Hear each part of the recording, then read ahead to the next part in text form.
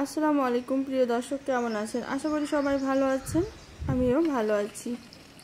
সবাইকে রমজান মোবারক। আমি আজকে বানিয়ে দেখাবো জিলেপি। চলুন দেখা যাক আমার আজকের রেসিপি। এখানে আমি বেসন নিয়ে নিচ্ছি হাফ কাপ, চালের আটা নিয়ে নিচ্ছি হাফ কাপ, ময়দা নিয়ে নিচ্ছি হাফ কাপ, আর দিয়ে দিচ্ছি স্বাদ মতো লবণ, দিয়ে দিচ্ছি বেকিং সোডা হাফ চামচ। ভালোভাবে মিশিয়ে নিলাম। এবার অল্প অল্প করে পানি দিয়ে ব্যাটারটা তৈরি করে নিচ্ছি। এখানে আমার পানি লেগেছিল 1.5 কাপ। ভালোভাবে আমি মিশিয়ে নিচ্ছি। এবার আমি হাত দিয়ে ভালোভাবে মেখে নিচ্ছি। আমার হাত দিয়ে ভালোভাবে মেখে নেওয়া হয়ে গিয়েছে। একটু ভালো করে মেখে নিলাম।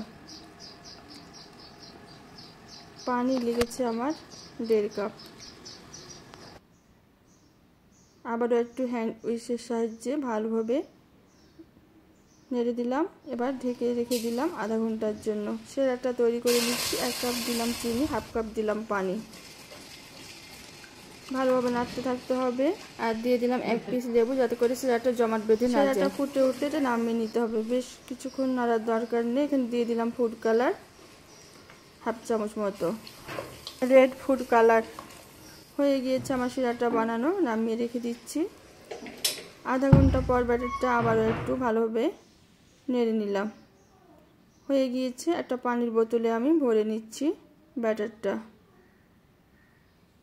আমি সম্পূর্ণ ব্যাটারটা নিয়ে নিলাম। পানির বোতলের মুখটা আমি ভালোভাবে ফুটো করে নিয়েছিলাম। এবার আমি তেল ভালোভাবে গরম করে জিলাপিগুলো ছেড়ে দিচ্ছি। এক পাশ হয়ে আসলে আরেক পাশ উল্টে দিচ্ছি। সুন্দর কালার আসা পর্যন্ত অপেক্ষা করছি।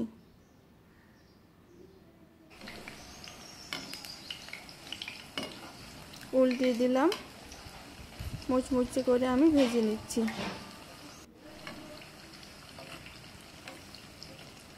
হয়ে গিয়েছে, আমি উঠিয়ে নিচ্ছি। গরম থাকা অবস্থায় সেরাতে দিয়ে দিতে হবে। আর সেরাটা থাকতে হবে হালকা কুসুম। আমি দিয়ে দিচ্ছি সেরায়, উল্টে পাল্টে উঠিয়ে নিচ্ছি।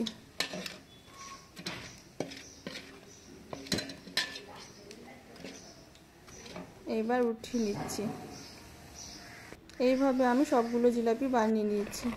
কেমন হয়েছে আমার আজকে জিলাপি বানানো? সবাই অবশ্যই কমেন্টে জানাবেন। ভালো লাগলে ট্রাই করবেন, সবার সাথে শেয়ার করবেন। অনেক সুন্দর হয়েছিল জিলাপি, সবাই অনেক পছন্দ করেছিল।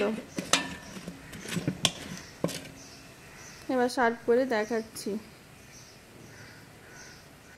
দেখুন কি সুন্দর হয়েছিল।